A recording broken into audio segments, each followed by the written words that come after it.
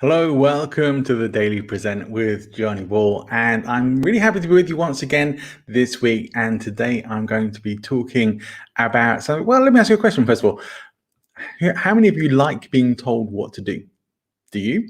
I know I don't. And yet I see that so many speakers and presenters do exactly that when they're giving a talk. You have a point to make and you want to tell people exactly what to do. And often that doesn't really go down very well, or you end up really just creating some dissonance perhaps in people, maybe even some stress, but not actually giving them a resolution as well. So it's not always a good thing. I'm going to be talking this morning about what to do instead of telling your audience what to do. So stay with me, join me after the titles.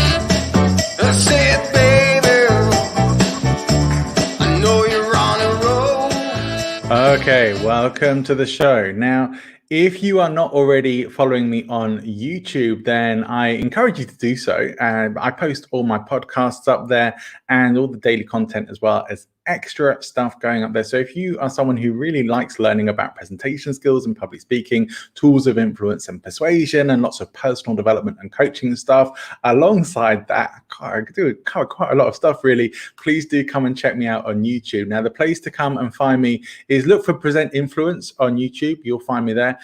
Give us a like on some of the videos and click subscribe, click that bell icon to get notified of any videos that are coming up as well. Now, you may also be on Clubhouse if you're lucky enough to have Android or iOS devices.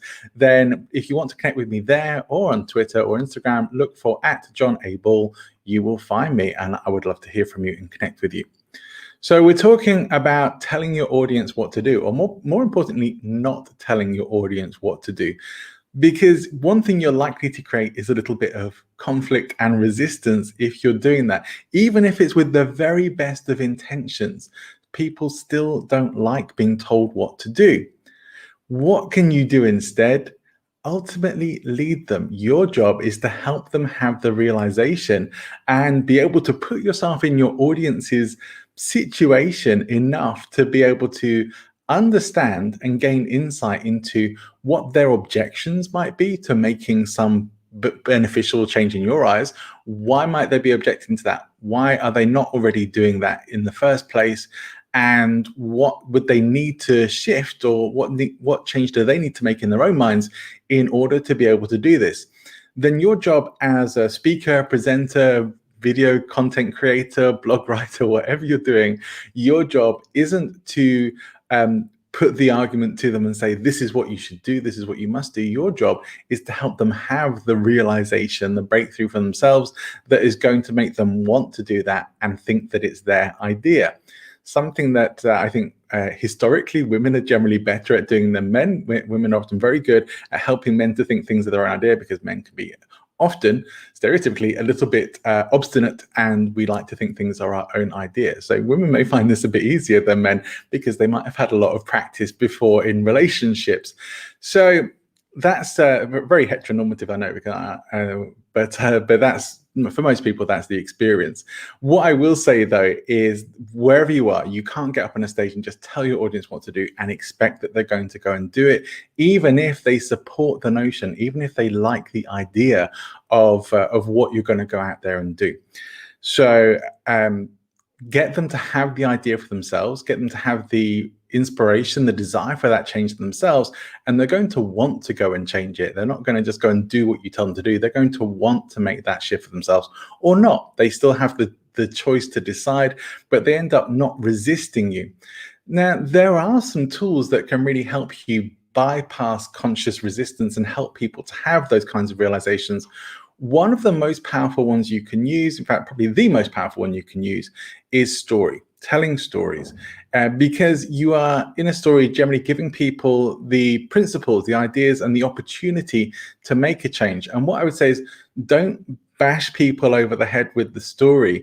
Give them enough and give them encouragement to make the change, rather than a story that says this is why this is wrong and this is why this is right, which is almost the equivalent, the story equivalent of just telling them to go out and do this.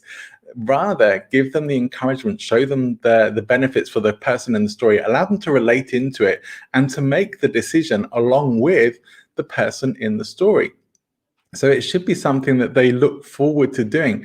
Now, Lisa Cron does a very good job of describing this process in her book. So if you do look at Story or Die, is a really good example of this by Lisa Cron, C-R-O-N.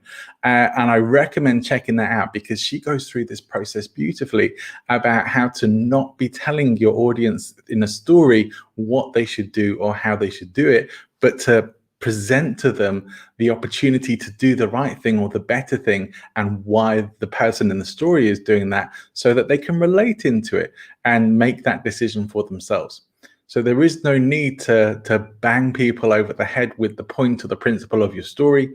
Present the information and allow people, lead people to the solution. Like the old saying is, you can lead your horse to water, but you can't make it drink. Same with stories as well. You can lead people with a story, but you can't make them have the realization. You can only present the opportunity for that. And those who are ready to, will do that. And that is then a successful story. If one person gets that, you've done well. So I'll be back tomorrow with more Daily Presents, but I hope this has been useful information for you, and I'll look forward to connecting to you. Look out for today's episode being released of of Points of Change. I forget how many podcasts I've got now. So today I'm releasing an episode of Points of Change with Sunil Godse, and we are talking about Gut, his book Gut, which is about intuition. So do look out for that. He's actually done scientific research, done a lot of investigation into what's behind intuition, and has some very interesting points. It was a fascinating conversation, one that I really wanted to carry on much longer than we did. I'm pretty sure you're going to enjoy it as well. Check out the episode and other episodes. It's a pretty new podcast.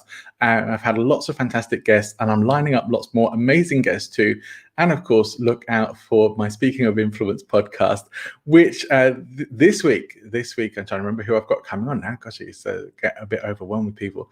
But this week, I am releasing an episode with Dan Netting, and we're talking about online course creation and how to make an income from course creation and where people tend to go wrong. So do look out for that episode coming out this week as well. That will be out on Friday. And I'll be back tomorrow with another Daily Present. So I'll see you then. For the meantime, if you're in your office or working from home, it's time to get back to work. See you tomorrow.